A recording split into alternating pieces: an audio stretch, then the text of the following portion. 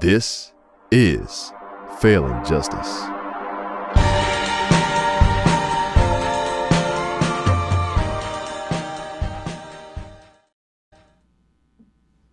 Good evening, Failing Justice audience. My name is Justin Carlson. I am your host, as always. Thank you for joining in on the podcast tonight. I want to welcome each and every one of you here. As always, I'm very glad and thankful that you are here.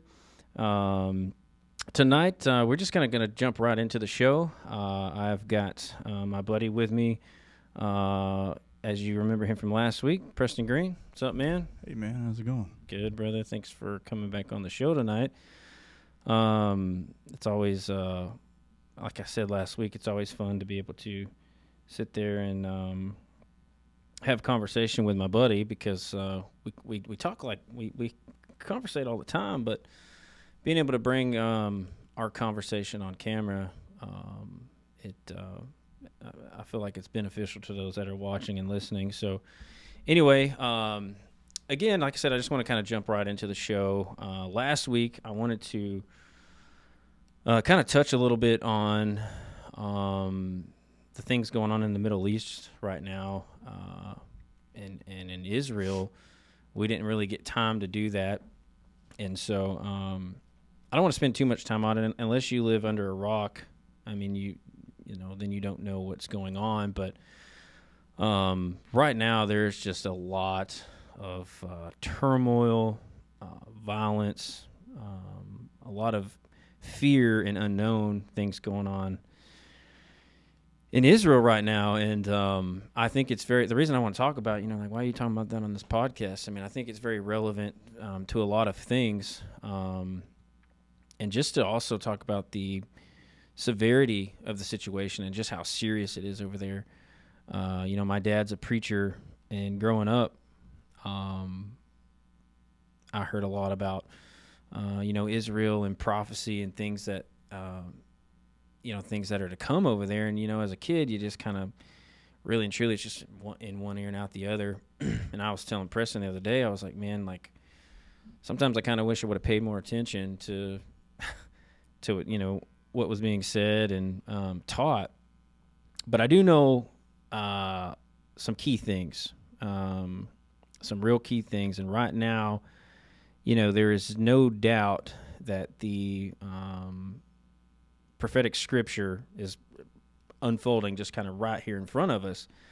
It talks about the Gog and Magog conflict, which is Iran and Russia, and it talks about it if you look up at the book of Ezekiel 38 and 39, it talks a lot about those things, and Israel is just being attacked right now from all sides, which is what Scripture also says. Scripture says that everyone will come against Israel, and as of today, when I woke up this morning, it says Iran had threatened Israel with preemptive action if they continue to their invasion into Gaza. And so, and in my opinion, with Israel being attacked from all sides, you had Hamas come in, and Hamas, to that music festival, they paraglided in, and they killed hundreds of people. Just absolute barbaric violence for no other reason at all. And I'll tell you what the reason is. The reason is they're Jews, right? I mean, that's what it comes down to, is the fact that these people are Jewish, and that is why. Like, it's not about claiming land or whatever the case may be. It's literally about killing Jews. I mean, that's... Yeah, I mean, so I don't, I grew up in a religious household, but I can't sit here and talk like I know all the details about, the biblical history of it. Yeah. I just do know that there's always been that tension, and it goes back to, hundreds of years ago. So, it's just kind of a sad time right now, because I mean that's all we're seeing in social media, the news. Just a lot of violence. Well, here's my thing. Like, even if you don't, like, even if somebody has no clue what's going on, say they have no understanding of what's taking place over there or what's in the Bible or whatever the case may be, I think we can all sit here and agree, put all that to aside for just a moment and look at what happened, right? So there was a terrible, unprovoked, god-awful attack, in Israel on their people. And the problem is a lot of people are sitting back and saying, well, I don't think, Israel should, and that's what Iran was saying today. Like, that was their threat. Like, Yeah. Hey, if you don't, if you don't cease and desist, then there's going to be consequences from our country. And my thing is, like,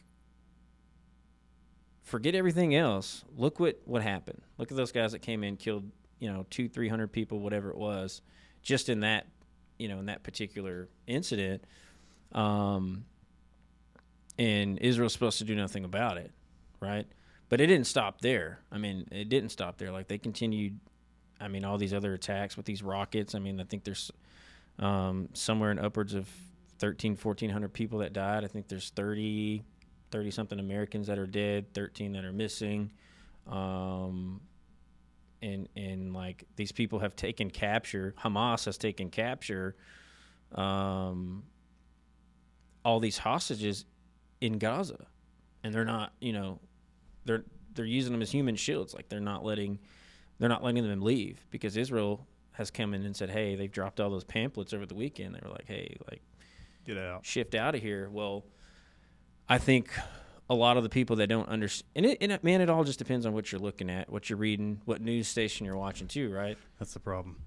Yeah, like, if you're watching one news station over the other, it depends on what kind of propaganda they're trying to spin.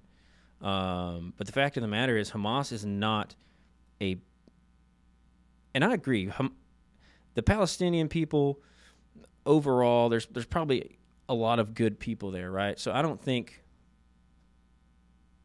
they claim each other. Like, Hamas is not, I don't think it's the majority of the Palestinian people. They're a freaking terrorist organization is what they are. Yeah, I would like to believe and do think that a majority of humans are not evil people, right? Mm-hmm. They're good people.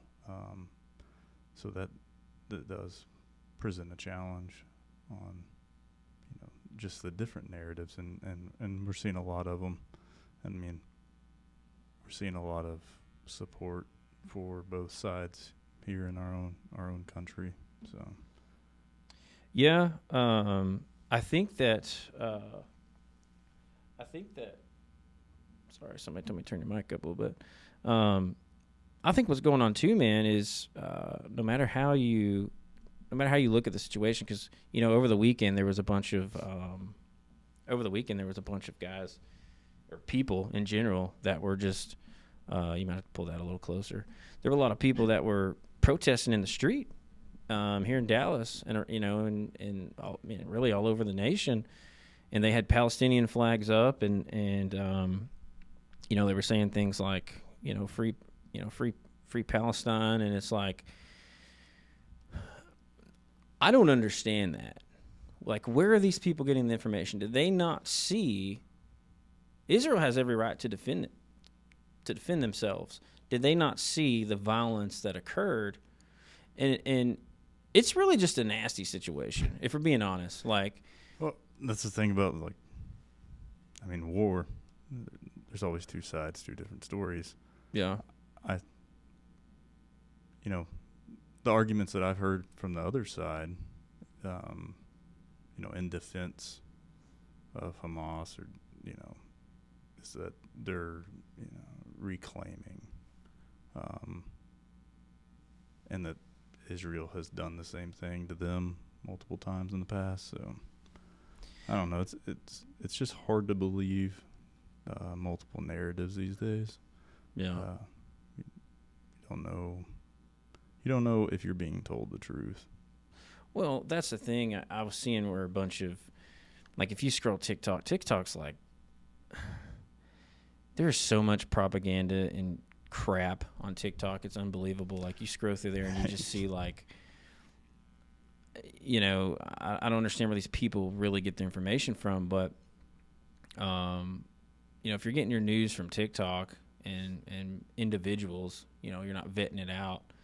I feel like, that's kind of a problem. And in today's generation, that's where a lot of people are getting their news from. They don't understand truly the history that is there. And as far as our own country goes, Joe Biden has come out and said that we back Israel. Joe Biden's supposed to be going to Israel tomorrow, which I think is pretty crazy. That really kind of blows my mind that he's going out there. But the FBI has already warned. I mean, they've come out publicly and said, hey, be vigilant, be aware, because we don't know who is in our country right now, who may carry out some of these attacks. And that just kind of blows my mind, because you have the southern border that's just wide open. And as of this month, I know there was 4 Iranian nationals who've been caught that were just this month alone. Before, I think it was like 80.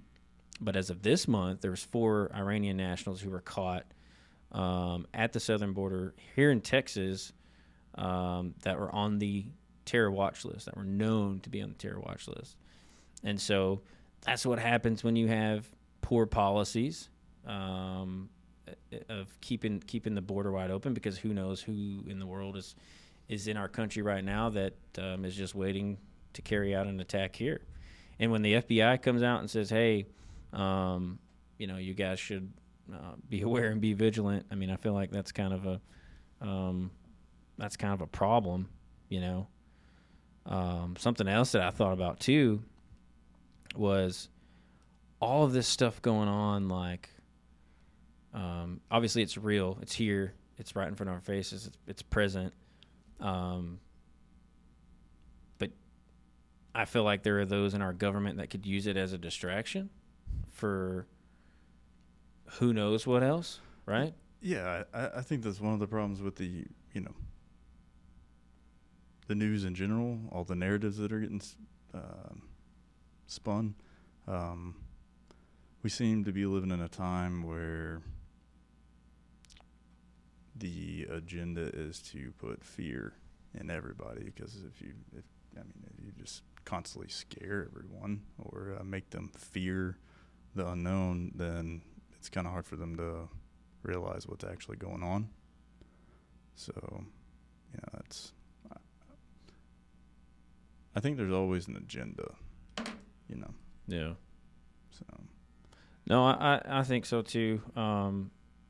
It's just, there is a lot of fear right now. Like I said earlier, I mean, there's just a lot of unknown things going on right now. And, one of the big questions, which was denied, they're saying, Joe Biden gave Iran, $6 billion, which if you go back several years before, there was the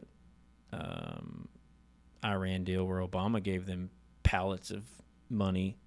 And what Joe Biden is saying is that, these funds didn't, had nothing to do with the attack on Israel. And I mean, of course, I think if that came out, I'd probably say the same thing. But there are receipts to the fact that Iran has funded Hezbollah. And, that is facts. They have given them money. And, Hezbollah right now is launching rockets into Israel. And, man, it's just a crazy time. And you can't, there's fear. You literally can't trust our government. We can't. It's a disaster, and then we have an election coming up.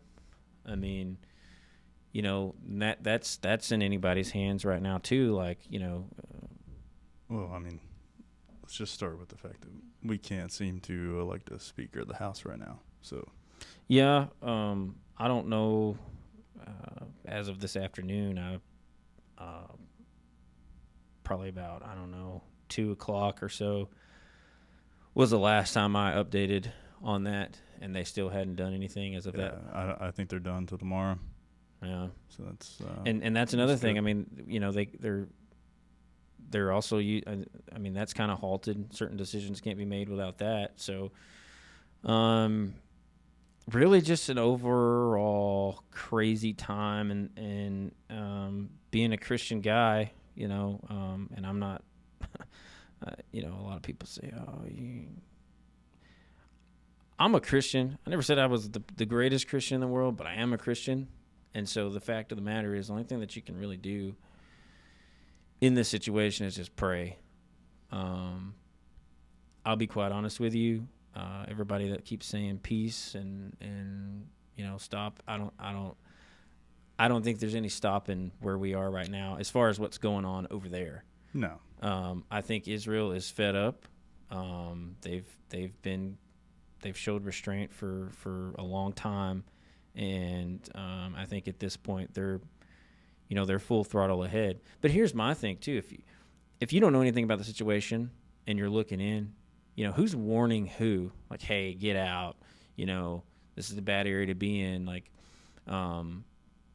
Hamas, the barbaric terrorists, they're not warning anybody. So, only thing I can say is do your due diligence, do your research, talk to somebody that kind of knows a little bit about the history and the things that are going on over there, and just pray for those people. I mean, honestly, that's all we can do. I hate that this is going on, but also as a believer, I feel like these things are just lined right up literally with what the Bible talks about. Yeah. And my condolences go out to those people, and all we can do is pray about it and keep an eye on it. So, but moving on here, I want to go to our next topic here. This is an officer.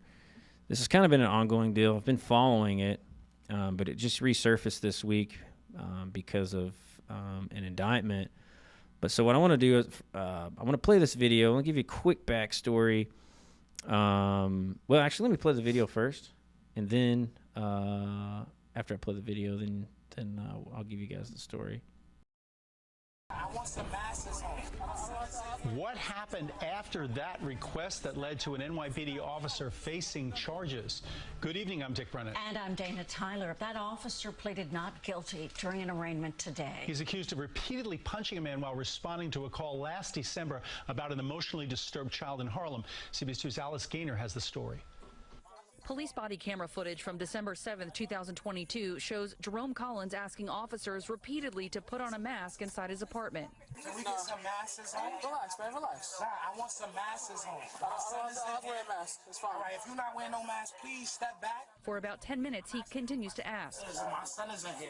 I'm just asking y'all if it's possible that y'all could put y'all mask on. Police were there after Collins' girlfriend called 911 about her autistic teen son being aggressive. So we can't get no masses? No. Collins calls 911. And I don't want my son getting sick, so I'm asking the officer, and he's not doing it. I got masses right here. No, not right now. I want to make sure he's all right. Stop touching me. Stop doing that. Don't touch me no more. Don't put your hands on me. All right, you touching me. And I asked you to put a mask on. Bro, you interfering with the process. You're gonna end up under arrest too, all right? Back up. Get out that space. Collins was punched 13 times with a closed fist. My eye was swollen for weeks. My jaw was swollen for weeks. I couldn't eat. It all happened in front of his 8-year-old son. Now when he see cops, he just don't want me to get punched or pummeled, but he's so afraid. NYPD officer Preston Zapata, then a sergeant, now demoted to officer, was indicted on 1 count of assault in the 3rd degree and arraigned Wednesday morning. The 12-year veteran of the force has been suspended without pay. He said in statements to police after, "I was protecting my guys. He was going at one of my guys." When he pushed me, I tried to guide his head away. I pushed it down, said, "Hey, stop pushing me." And when I did that, I put my hands up to show like it's no threat. In a letter to the NYPD commissioner, Zapata wrote, "I understand the #1 goal of policing is always de-escalation. Like you, I have worked very hard to attain my rank, and it would be a tragedy for it to be stripped." He deserved everything stripped from him. Alice Gaynor, CBS 2 News.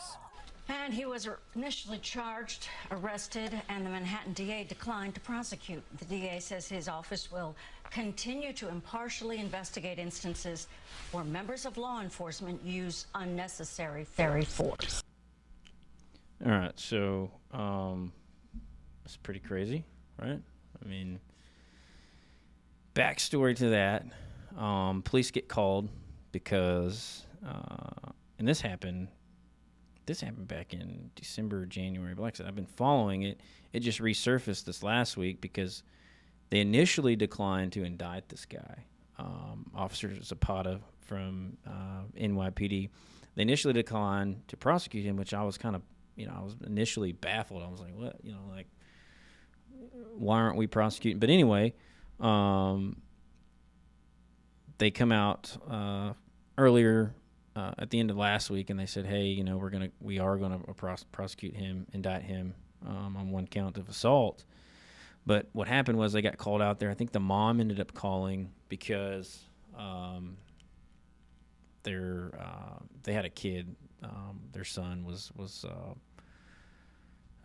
kind of mentally disturbed. Something was going on, so they called the police. And when the police got there, they were like, "Hey, will you put a mask on before you come in?" I think there were some people that were sick, and they didn't want to get anybody else sick, and the officers were kind of refusing to put the mask on before they came in. And the guy's like, "Look, I just, please." He even handed them, looked like packages of brand new masks. It was like, "Hey, can you put these on?" And they still refused. So then you can see Zapata sit there, and he's like, "Hey, you're interfering with what we're doing. If you don't back up, you're gonna, we're gonna arrest you." The typical cop threat, So, which, just kind of side note, in my opinion, when it comes to this, they called them, "Hey, can you come help us, because our son is, he's got some mental illness going on right now, and we, he's kind of acting out. We need you to come help us." And so the next thing you know, he's getting threatened to be arrested in his own freaking house, simply because he's trying to protect his kids or whatever against sickness. So then the officers kind of push in at that point, and when they push him, I mean, human instinct, I think, for him was to kind of push their arms out of the way. And then at that point, all hell broke loose. I mean, you see in the video, that dude just gave him a full-on street beatdown. Yeah. Just punching him over and over in the face. Rearing his fist back and just landing face blows. Now, I didn't say if they ended up, I don't know if they ended up, it didn't say, but I don't think they ended up arresting the dad. But so, Zapata was then a sergeant, but then he got demoted to an officer. Again, all this time, the last 10 months or so, he's been on suspension without pay. I don't know why in the world something like that would take so long, because the DA refused to prosecute, but now they're going to prosecute, so I'm sure, he'll eventually be terminated. But rightfully so. I mean, what was your take on that? Yeah, I mean, it was definitely a beat down, to say the least. Situations like this it's always difficult to, I mean, I think even just for myself, a majority of the cops, I think it's something that we have to work at getting better at is, it's uncomfortable to sit here on Monday morning quarterback, because that's what we were always told not to do, right? So, but I mean, I think you have to. Yeah, well, that's what I'm getting at is there does come a time where we have to recognize when somebody's, not handling the situation the right way or is, I think that was a little excessive of force there. He was rearing back. Yeah. So, really to evaluate the whole situation, it would be good to, I'd listen to the initial call when they called into dispatch, what they were saying, knowing all the details surrounding prior to their arrival. But I will say that, like, I don't know just put the mask on. Because our job is not to get there and escalate the situation or make it worse, right? So I definitely, I don't know if that had anything to do with it, but it seems like that's what they were being asked to do something. They didn't want to do that. Yeah. That's plain and simple. That's what it appeared to me. Well, you used the word de-escalate, which de-escalation training within NYPD is in full effect now as of 2021. And let me play this next clip because this kind of explains how serious they're taking it or should be taking it. NYPD is training all 35,000 of its officers on de-escalation tactics. This program's called ICAT, Integrating Communications Assessment and Tactics. They hope to use the training to help shut down volatile situations without using violence. Police Commissioner Dermot Shea talked about the importance of teaching officers to manage crisis situations while also working to keep the community safe. Sound tactics keeps everyone safe. From our police officers, but just as importantly, to the people we serve. ICAT training enhances our efforts to always try to resolve potentially volatile situations, hopefully without any use of force. The training has already been used for city workers and emergency services. So they have de-escalation training. They're specifically in NYPD. Now, interesting what he said is, to hopefully prevent use of force and any kind of injury to officers or people they encounter. And so my thing is like failure, right? Yeah. And I get it, like you said, Monday morning quarterback, and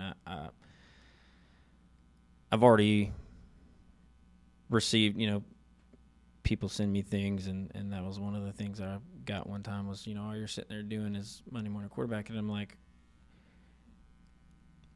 how many situations I've been in when I've been highly pissed off, and my ego just wanted to flare up and just like, you got to keep it in check, right? And I have no problem sitting back and watching videos like this and saying complete and utter failure, absolute. That dude, emotions were high, and suddenly, he wasn't getting what he wanted. Like he thought, hey, I'm the police. I'm going to do what I want to do. And he had somebody in front of him putting him in check. And that's really what it boils down to, is the guy was pissed off and emotions were high, and he just lost all emotional intelligence whatsoever when it came to that, and just gave that dude a straight beat down.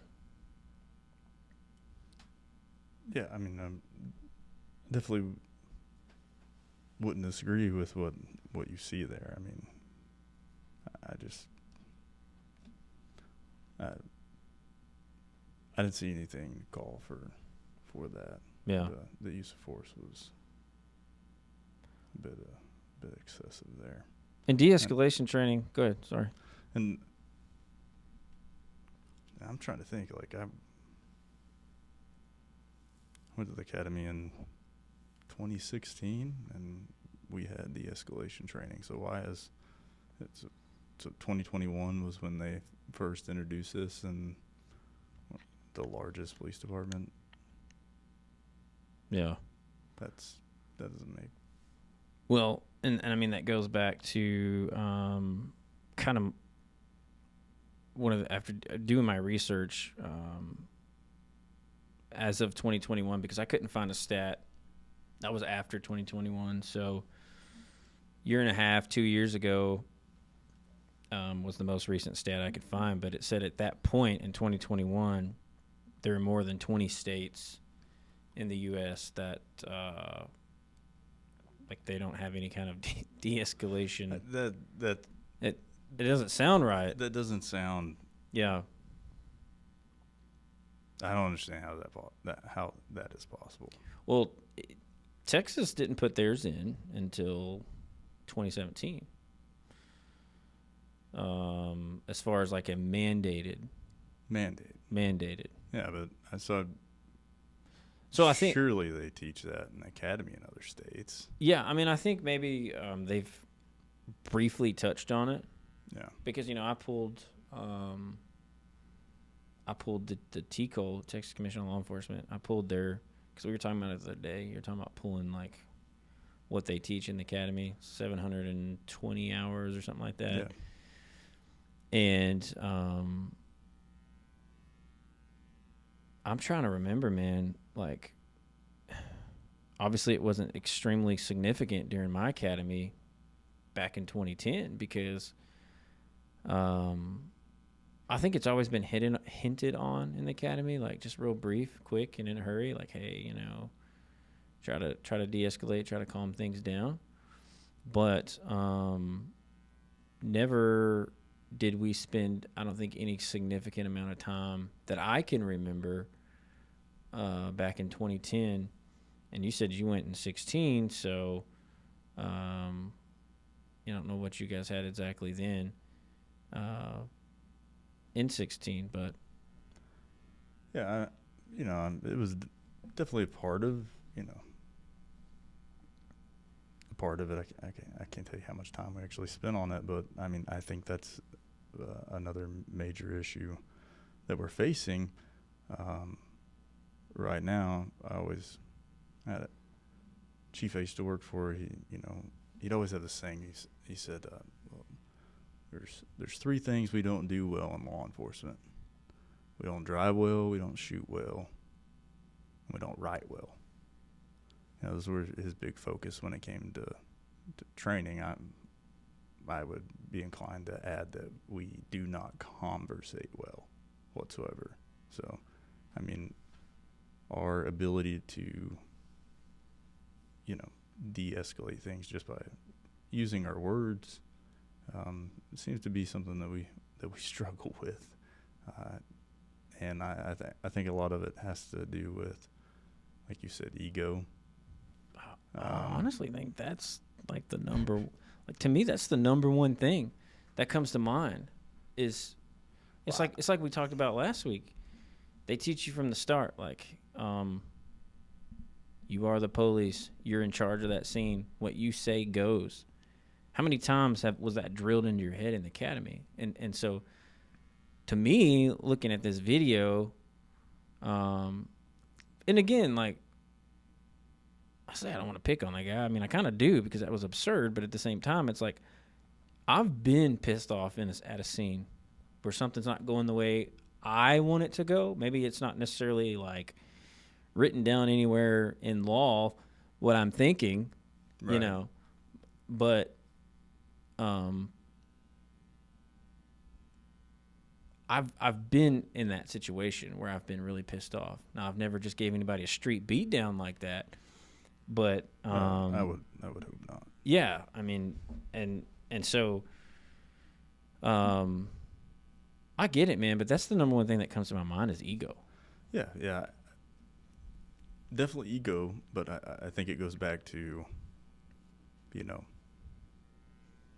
maybe ego that's been deeply rooted into the culture. So it's just like that's what we're teaching now. you know? It's like that's maybe we're inserting that mentality into the culture when it's not needed. It goes back to kind of what I was talking about last week as far as like, you know, I think it's crucial that the moment a new officer out of the academy is introduced to this field, you know, you put them with the right person. Because what if that guy was training somebody that day? What if he had, you know, a brand new recruit out of the academy first day on the job, and that's what they got introduced to? Yeah. Yes. It's concerning. And another thing that tripped me out about that video, if you watch there at the end, it said the guy wrote in his letter, I guess, statement or whatever, and he said, I understand de-escalation is part of, you know, essential parts of the job. I don't know what the context was behind that. Oh, the officer? Yeah, I'm like, yeah. Do you though? Like, because I mean, if you understood it, you definitely didn't implement it.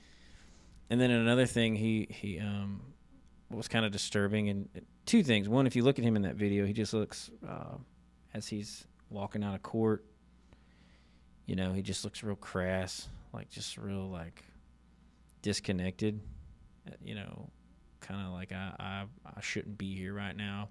And then also it said in his statement too, they highlighted it was he was explaining to the commissioner, like, just like you, I've worked real hard for my rank, and you know I wouldn't want that stripped away from me. Entitlement. Yeah, and I'm like, that's what you're concerned about right now? Yeah. You know, your rank? I think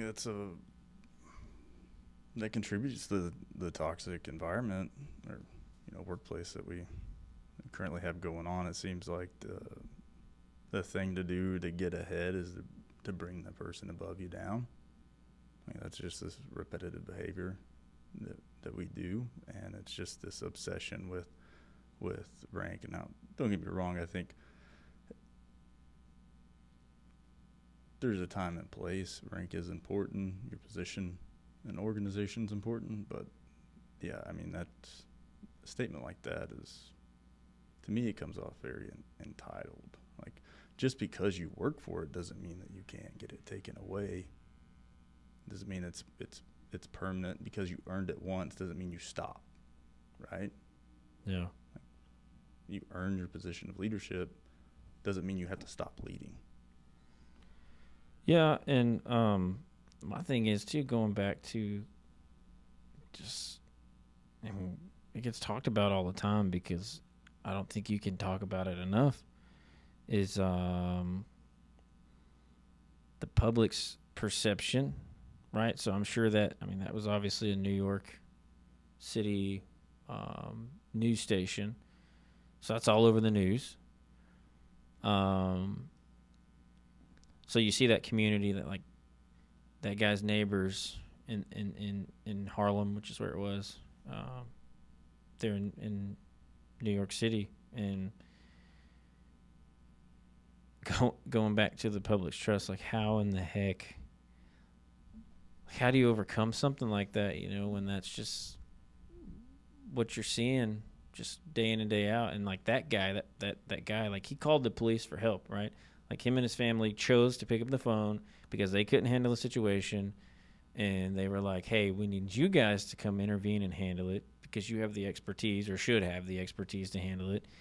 And then they show up and they handle it by, I mean, just beating the dude down right there in his, you know, freaking entryway to his house.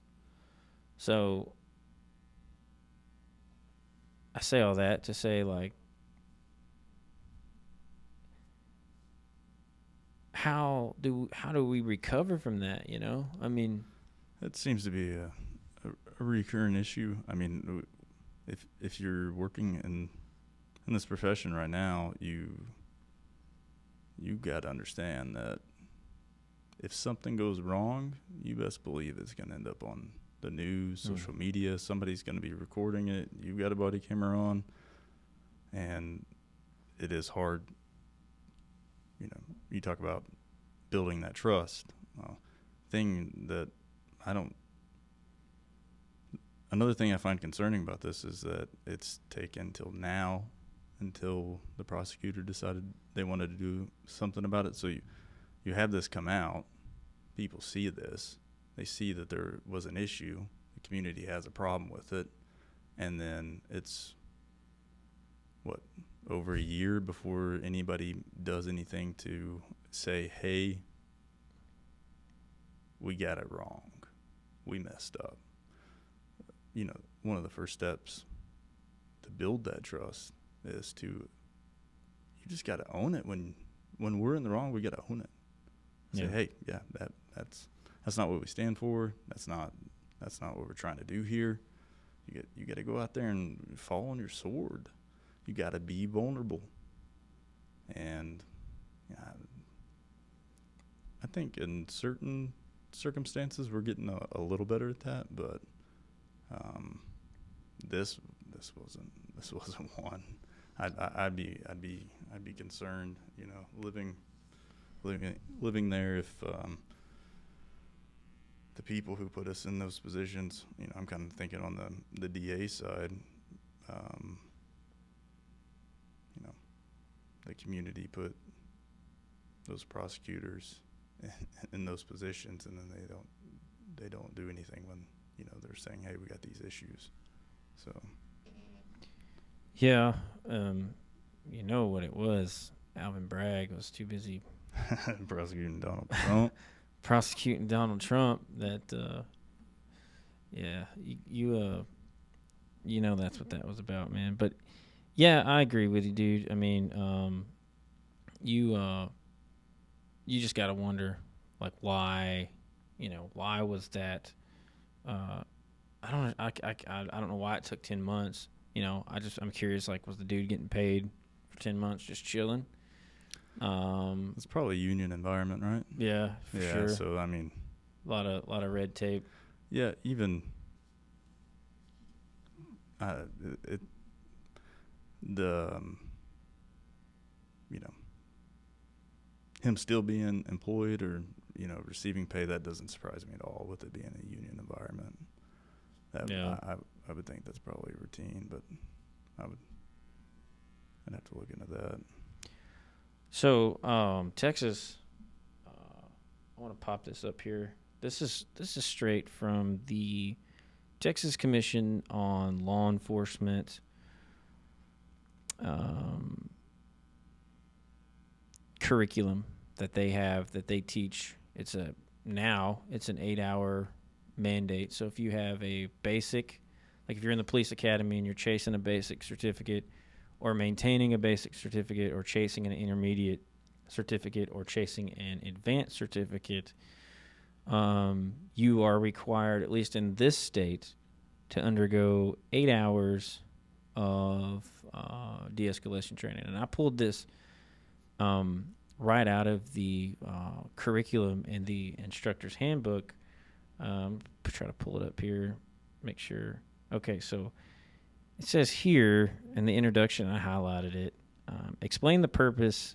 The introduction is to explain the purpose and focus of a de-escalation training to improve the response of officers to incidents that involve persons in crisis who are behaving erratically, emphasizing that public and officer safety are at the heart of this training process. And then you scroll down to describe the key principles of the critical decision-making model, and the first thing is police ethics. That I highlighted, and so again, I know this guy was. I understand this guy was in New York, but you know, I wanted to bring this up because I find it interesting that it says police ethics, right?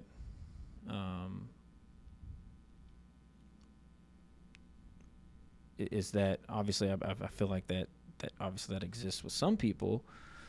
But would you consider a person to have ethics that would do what that guy did in that video? I mean, yeah, it's definitely. I mean, I'll just be honest. I think that's a battle we're facing across the board. That's one of the issues is lacking moral ethics and integrity. Yeah. So nah, it's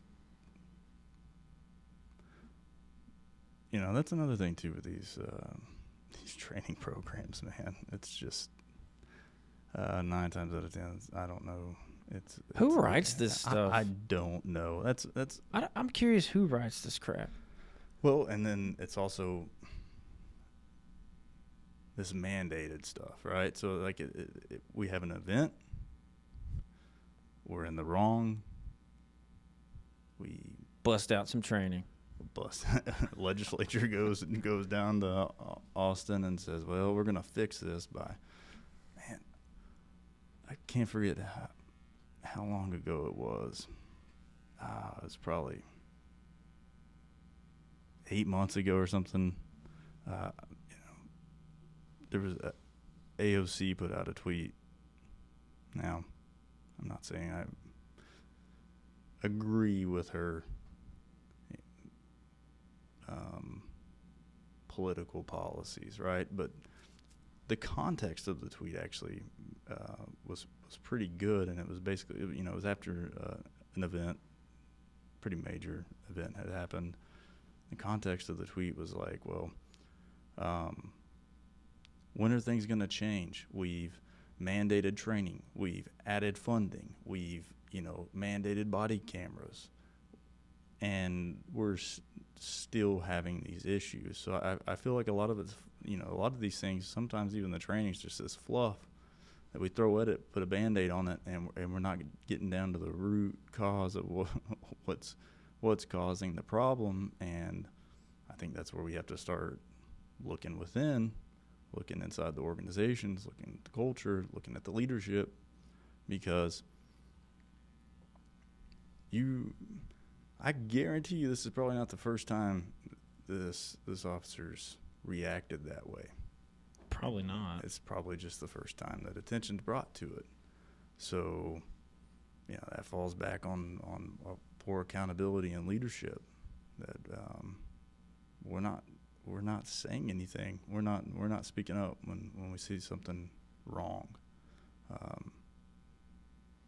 It's an ongoing issue. Well, I told you about this, and I'm going to be quite cautious in not saying names at the moment. But, when I came back into the profession, I was on a call with a group of people, not at my agency. They were in my town doing something completely different. And one of the things was it was a specialized group of people. They were specialized in like hunting fugitives. I can't remember what the heck they were, to be honest with you, but they were out there trying to be cool, And we went to this house because they were looking for somebody. We had to assist, went out there. The guy, there was like 4 or 5 different people living in this house. And one of the occupants of that house was like, and it was a meth house, these people were, they weren't the greatest upstanding citizens, but define a meth house. Why you put me on the spot like that? You just selling meth, slinging meth out of the house, Suspected of criminal activity. Criminal activity, yeah. So dope house, dope. Define a dope house, man. That's another thing I hate. Yeah, so they were there because somebody was wanted. The house, was known for dealing narcotics, however you want me to word it. And one of the occupants was like, hey, so-and-so's not here. That's his bedroom over there, but he's not here. And the guy, the cop was like, "Are you sure about that?" And I'm sitting here listening to this exchange. I'm sitting, I'm probably a month or less than a month back in after 2 years. And I'm just sitting here watching this, and the guy's like, "You sure he's not in there?" He's like, "Yeah, I'm positive. He's not in there." And you look over at the dude's door, and he's got like 15 padlocks on it, a combination code. Like, I mean, it is like Fort Knox on that room, and that's obviously indicative to when you live in environments like that. Like, That's suspicious. yeah, I mean, it says a lot. But who cares, right? The dude wasn't there. His room's locked up. The other occupant's like, he's not in there. And the cop just kept going back and forth, I don't believe you. I think he's in there. And I'm just like, in my mind, I hadn't said anything yet, but I'm like, what makes you think he's in there, right? And so then this cop looks over at another cop in the same unit, like they're together. And he's like, "You think he's in there?" He goes, "Yeah, I think he's in there. I think he's in there. We need to check." And I'm just sitting here, and the guy's like, "Well, I got the key, right? But like, what grounds do you have to open these locks?" He says, "Well, I just think he's in there. I need to see the key." And so, like, out loud, they are trying to create something to make it justified and okay that they're about to violate somebody's Fourth Amendment and go in this room. There was no grounds to think the dude was there. And I'm just sitting there like, yeah. And so finally I said something. I was like, I don't think we can do that. Like, he's saying that he's not here. We have no indication that the guy is in there. I feel like we're not supposed to go in there. And he's like, "No, I think he's in there. I really do." And he's like, "Yeah, me too. And I was like, all right. So they went over there. I walked out the house because that was their scene. I was just there to make sure nobody got shot. And they, sure enough, opened the door and went in there, and the guy wasn't there, right? But the fruit of the poisonous tree, first and foremost, before we even get to the fruit of the poisonous tree, like, that was wrong. That was not okay.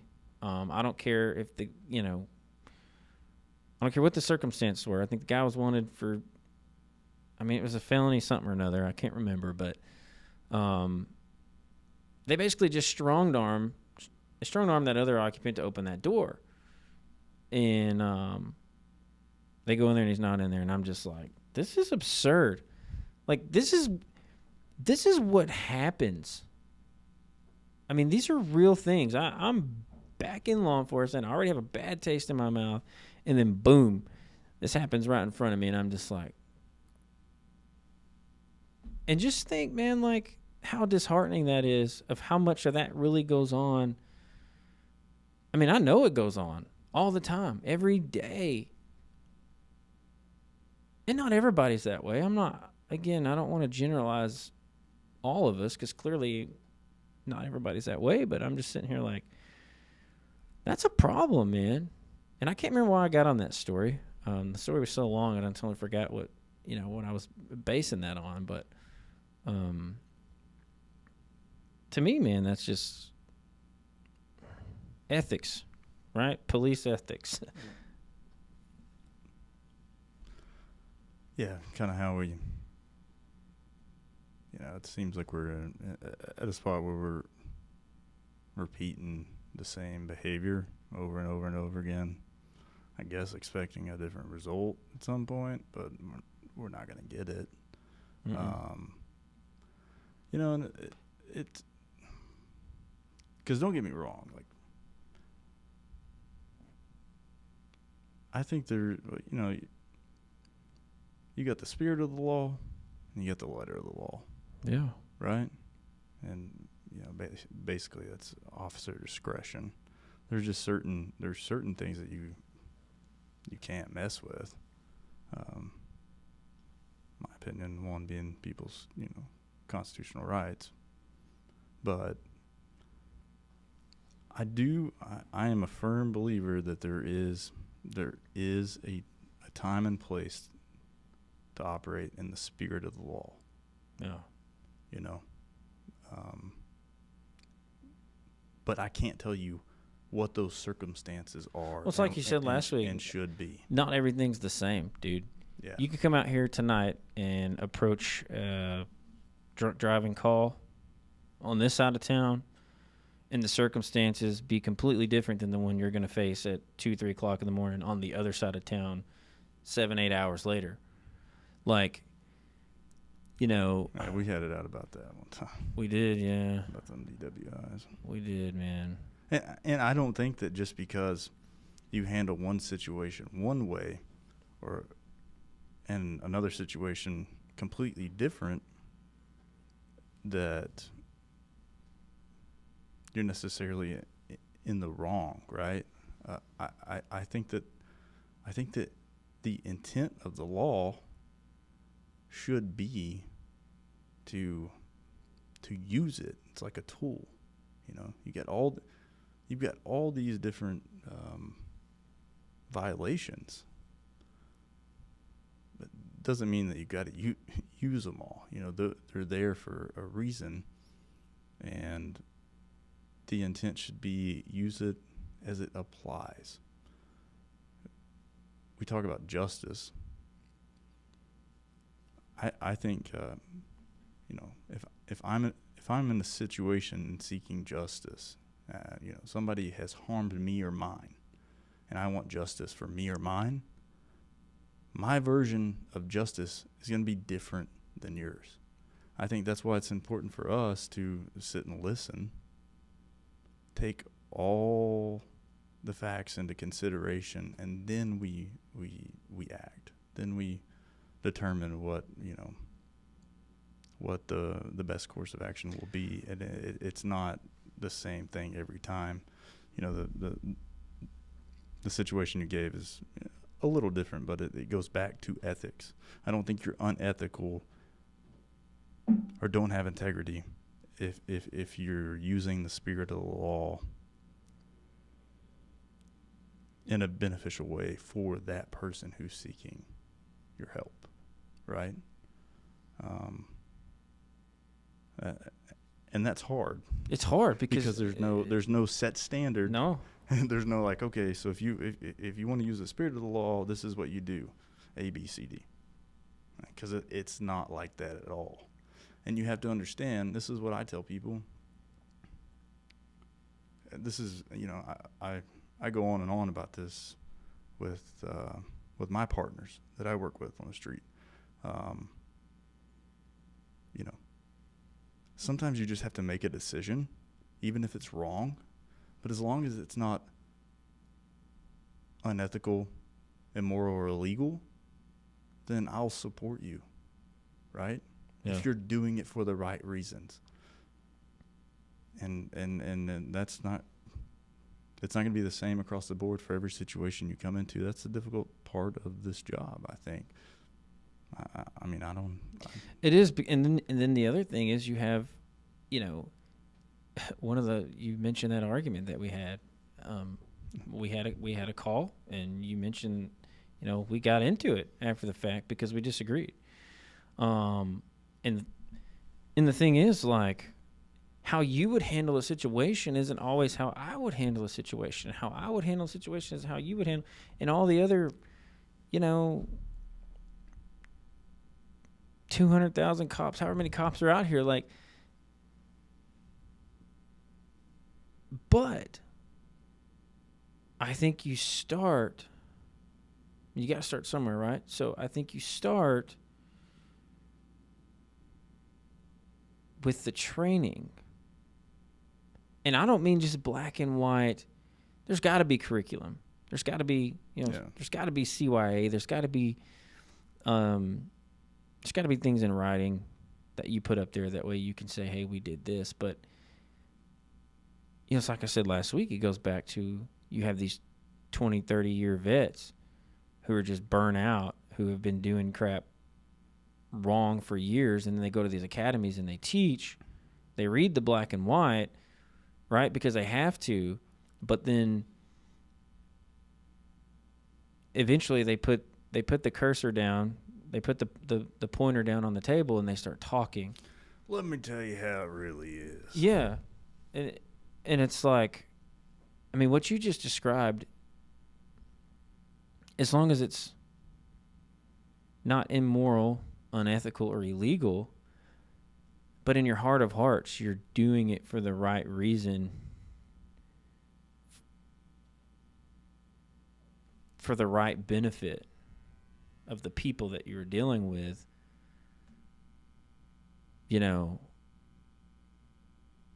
it's crazy, man, because there's so many decisions that you have to go out there and that you have to make. It's difficult. And you're going to be, you know, damned if you do, damned if you don't kind of thing in a lot of situations. Not all situations. I mean, some situations are just straight up black and white. Like, straight up. This is how it is, right? Yeah. But then there are so many of situations that are not. Yeah. Yeah, I think we've gotten to a point where we do so much to prevent liability. Yeah. I mean, even training. I mean, if we're having to implement all this stuff after something's happened, I mean, that's kind of your first sign that we weren't doing it right in the first place. I mean, training will most definitely help, but it needs to be for the right reasons, and training just geared towards preventing liability isn't going to do that. Like, things like we see when we see incidents where there's an excessive use of force, violating people's rights. Sometimes it really boils down to, like, you picked the wrong person to be in this line of work. Like, we made the wrong judgment call. Because I do think that it's hard to be able to look at 100 different scenarios and come up with 100 different ways to solve that problem, and feel good about it, and feel like you did the right thing. Like, it's difficult, right? Some people just aren't going to be cut out for that. So, well, you train. There's a lot of people, man, that do train. They train in black and white. You know, these FTOs. They're like, this is what the book says. This is what we're doing. It doesn't matter what the situation is, right? And going back to the generational culture, you know, I mean, that's kind of where all arrows point, in my opinion, because that's what they knew. That's how they trained. So that's how they're training this guy, and that's exactly how this guy's going to perform. And then when he becomes an FTO, that's exactly how he's going to train. And then the recruit that comes, I mean, it's just literally, man, it's a domino effect. You push the domino down here, man, and we've got just an unlimited zigzags of dominoes just continuing to fall. And what's frustrating is, man, like, again, I don't want to sit here and say, because I don't have all the answers. There's a lot of stuff I don't know, man. There's a lot of situations that I've never even been faced with. I've been faced with a lot in my career, a lot. But I mean, I'm not going to sit here and say I'm going to handle every situation correctly, you know, because I would be, you know, I feel like that would be very prideful. But I think for me, if I'm describing myself, you know, like Rob Vine used to say, doing the right things at the right time for the right reasons. You mentioned that last week. Yeah.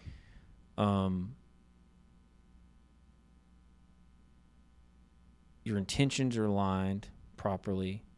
Your heart is lined properly. I think then that's when you're going to have the best outcomes. I would, 100% agree with you on that.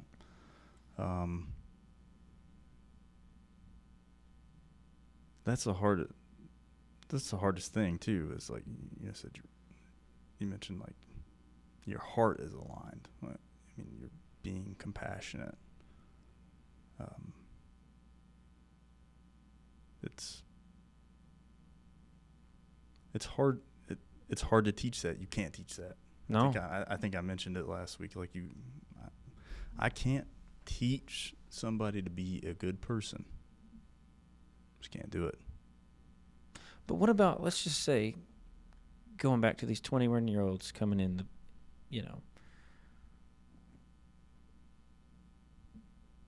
I mean, I remember so much so when I was 21, man, and I came into the profession, and dude, I made a lot of mistakes in my personal life, just because of, I was pretty sheltered, and then on top of that, like, I was faced with, and I wrote an article about this not too long ago. Like, my environment was just, it wasn't for me, man. It was against me, and I knew that deep down inside of me, like, compassion, I had heart.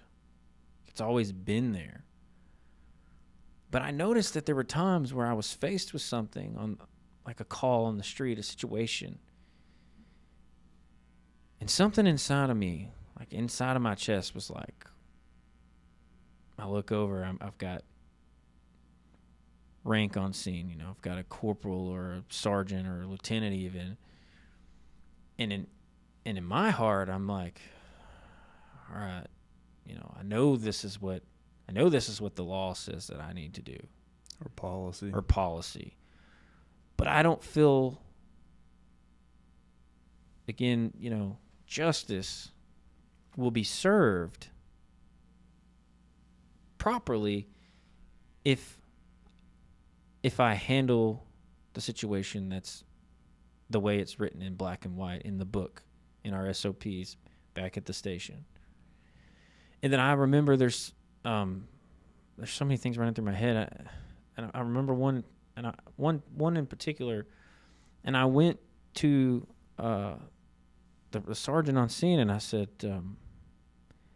"Hey, listen, I know what the law says we're supposed to do here, what it says in black and white, but I feel like that's not what we should do, because it's not beneficial. Like you were saying, it's not beneficial to this person that we are dealing with."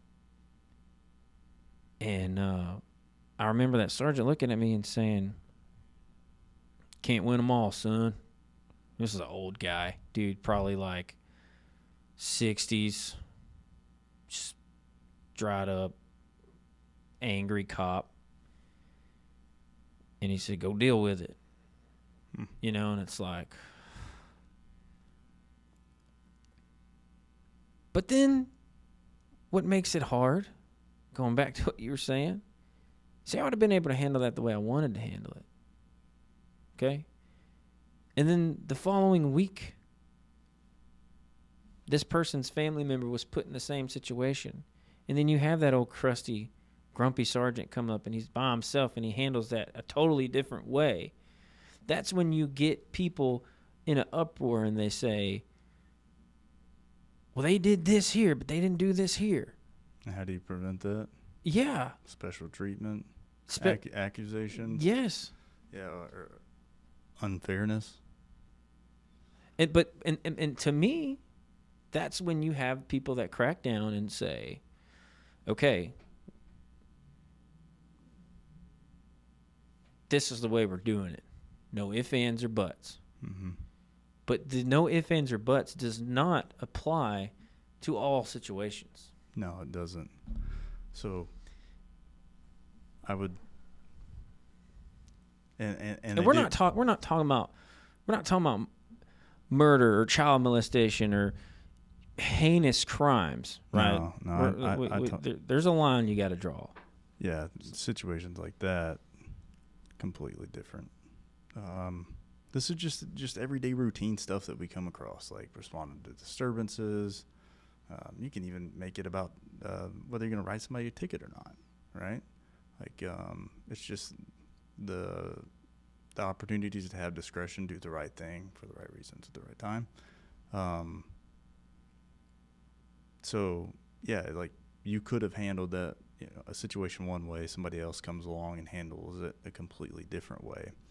And then now somebody's mad because they didn't get the same treatment. So now we have to, decide that we're going to offer everybody the same solutions. Everybody's got the same solutions. We just arrive on scene, here to solve your problems. Would you like option A, B, or C? Yeah. And it just streamline it across the board. We write SOPs and policies on it. It's black and white written in the big book. There's no emotion. We're just acting like robots. Yep. And and that's where we go. In my opinion, that's kind of where we are, because right now that's how we're reacting. It's a response to something constantly, right? Because we don't like taking the heat when we mess up. We don't want to get called out when we mess up. We don't want to fall on our sword and say, yeah, we really did. We messed up on that. So we try to do everything we can to prevent it. I do think there's, obviously there's certain things that we need to do to prevent, treating people wrong. Right. Like we saw. But when we're talking about there's these daily opportunities to make a good impact on people's lives, maybe not choose option A, which would ruin them, their career, their family, their livelihood. And we try to be compassionate and human. I'll give you an example. I was sitting here thinking of what that was that I was dealing with at one time. I remember what it was. So it was a minor that was driving intoxicated. But in Texas, there's like DWI, and then there's DUI, or there used to be. I've been out so long I don't remember. But good thing I don't work the street anymore, right? But listen, whatever it is, you ain't gonna be taking no action on it. So here's the deal, like, so it was a minor. They were 17 or 18, and they had been drinking, and DUI, minor DUIs say any detectable amount. Like, so if you smell it, it's good, right? Yeah. So it was a minor, and I'm sitting here like, okay, this person's, it was like they were about to graduate in May, and we were just a couple weeks from that. And that was the thing. I was like, okay, like, we have a 17, 18-year-old, they've obviously had some drinks. Are they blitzed? Are they falling over? No. They're going into a criminal justice field, and what is my option? It's 3:00 in the morning. Roads are pretty empty. One could say, hey, they're putting other people's lives in danger. They need to learn from their mistake. Go ahead and slap them with that charge and let them learn from their mistake. But what does that do for them moving forward? Sometimes just an encounter with the correct kind of encounter with law enforcement is enough for somebody to, especially at a young age like that, is to say, okay, like, yikes, this is really bad. I'm putting so much in jeopardy, other people's lives. Just having a conversation with somebody and then calling their parents and saying, hey, come pick them up.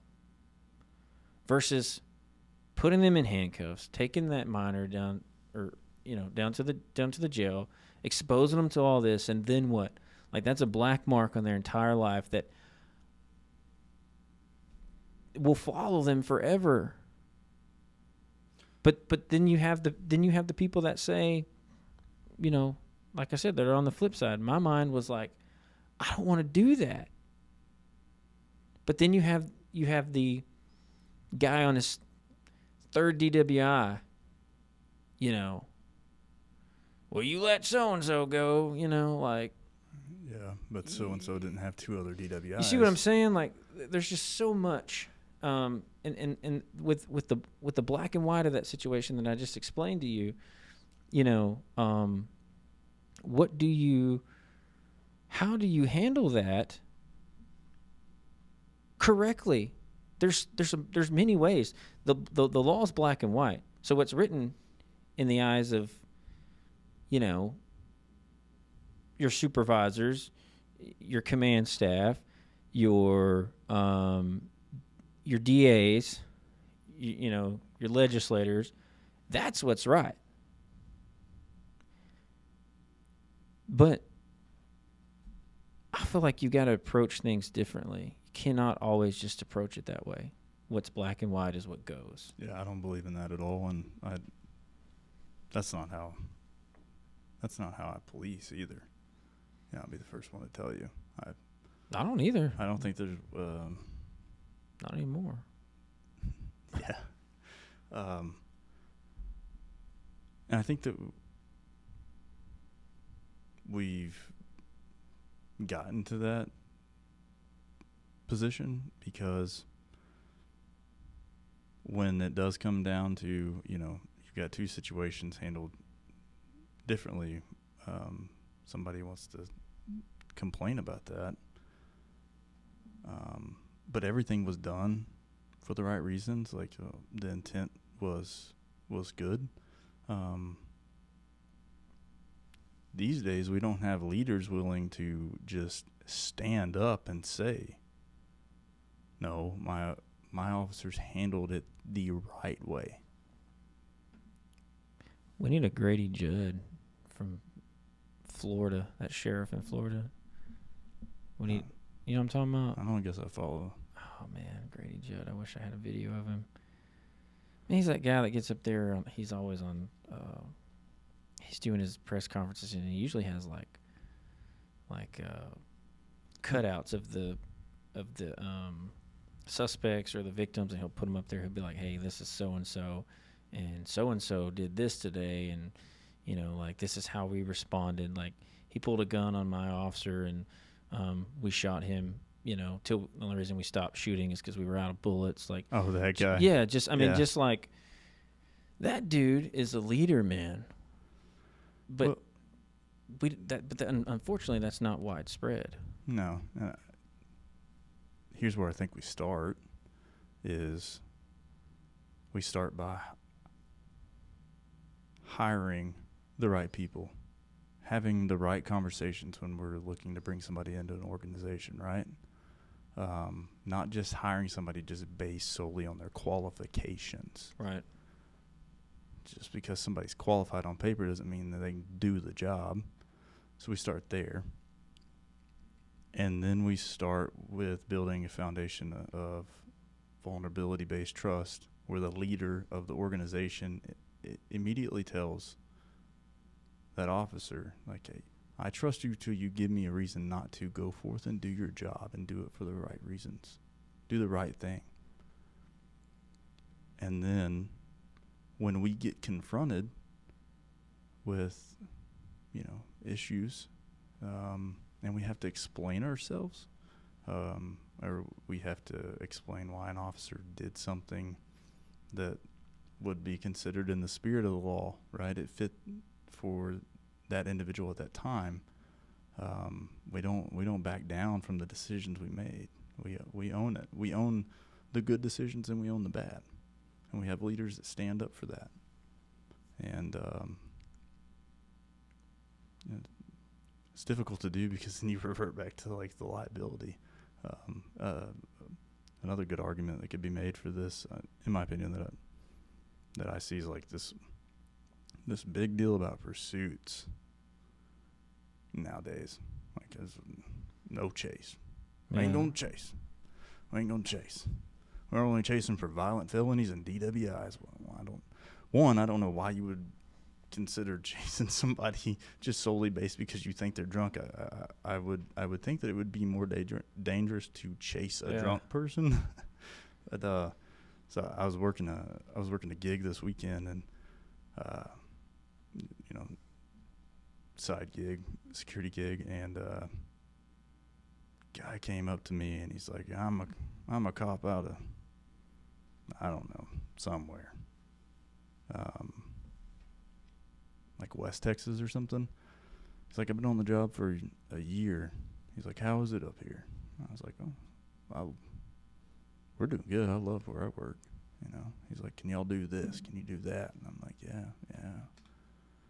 And he goes, yeah, I got a good sergeant. He just tells me as long as I don't, do anything illegal or violate policy, then I'm good to go. So I just go out there and just don't violate policy.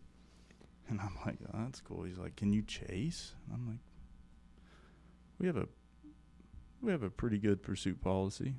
It's basically says you can chase, just keep all these things in mind, right? Which you should do. Like if you're gonna partake in that, then you should be able to articulate why you're doing it. You should be constantly aware of the dangers and the possibilities of something going south, and if something does go south, be prepared to own it.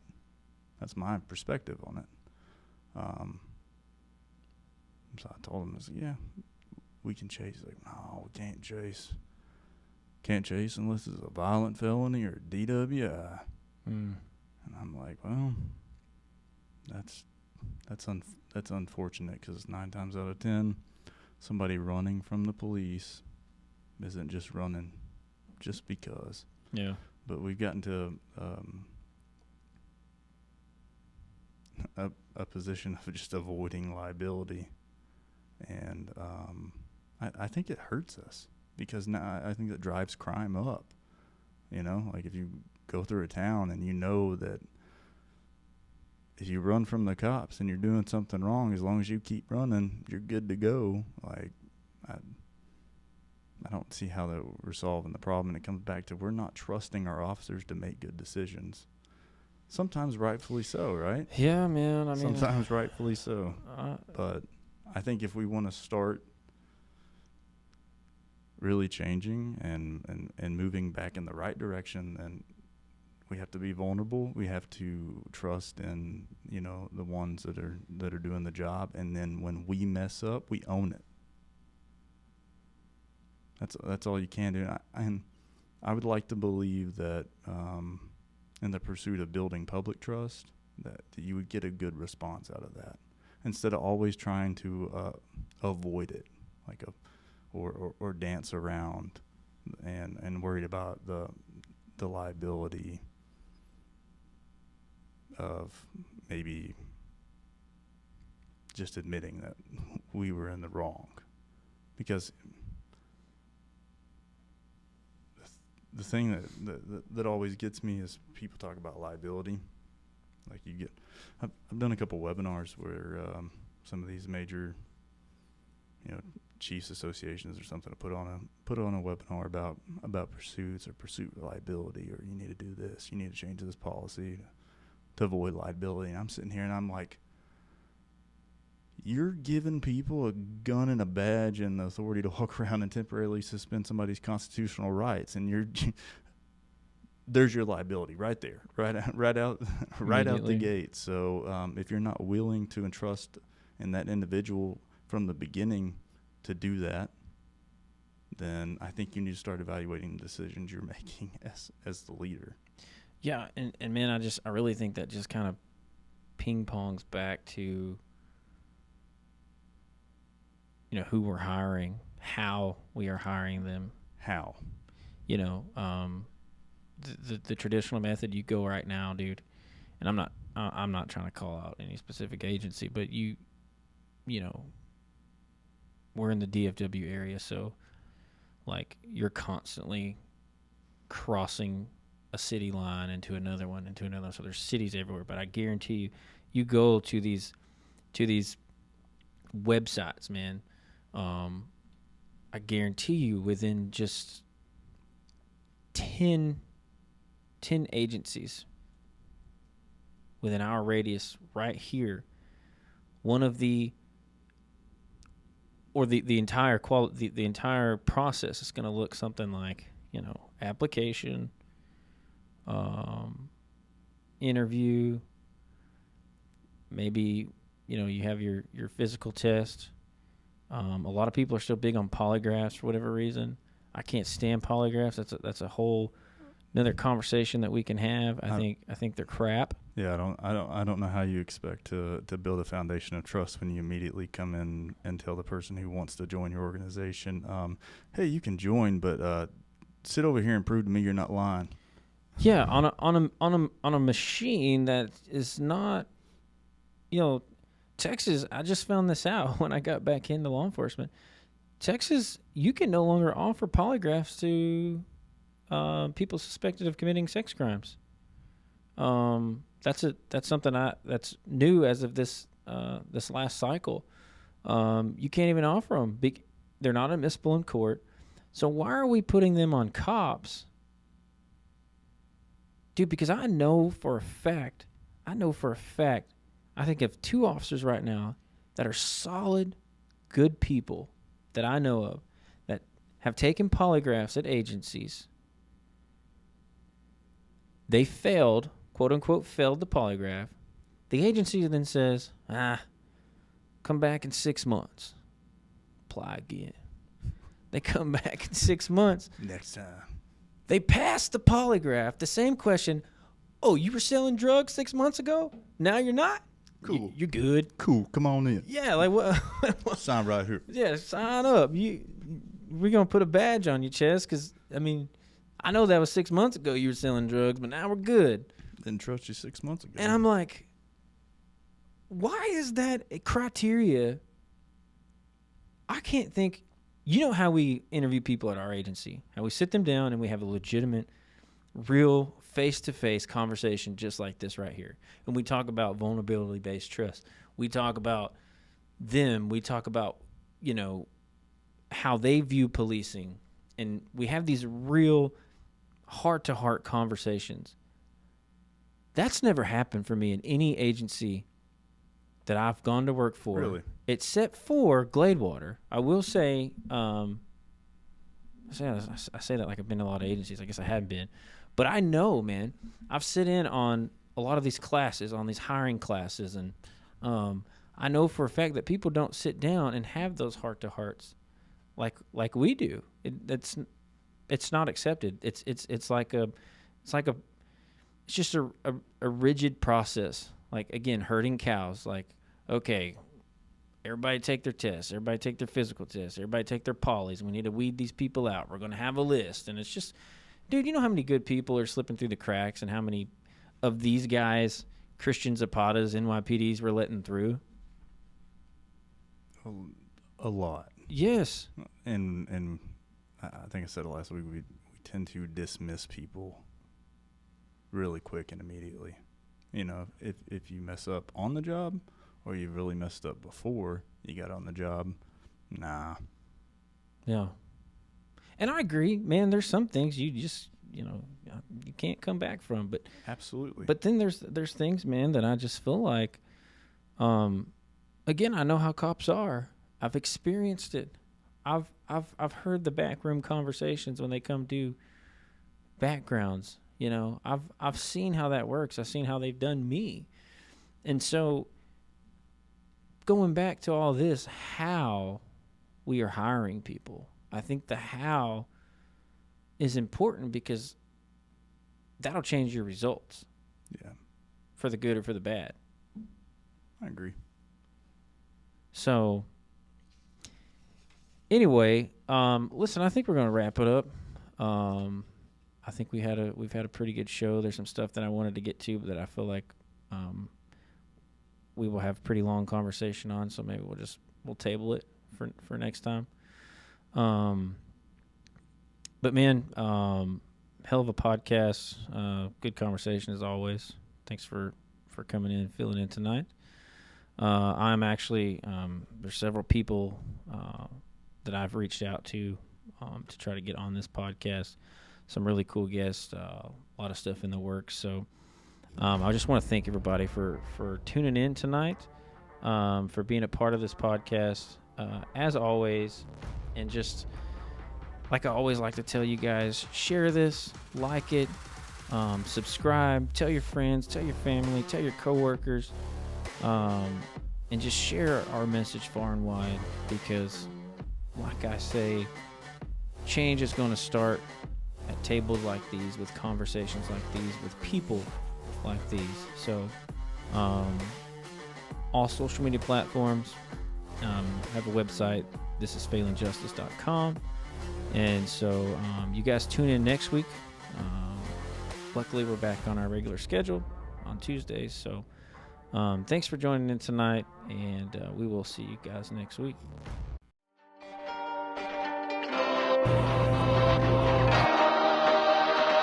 This is Failing Justice.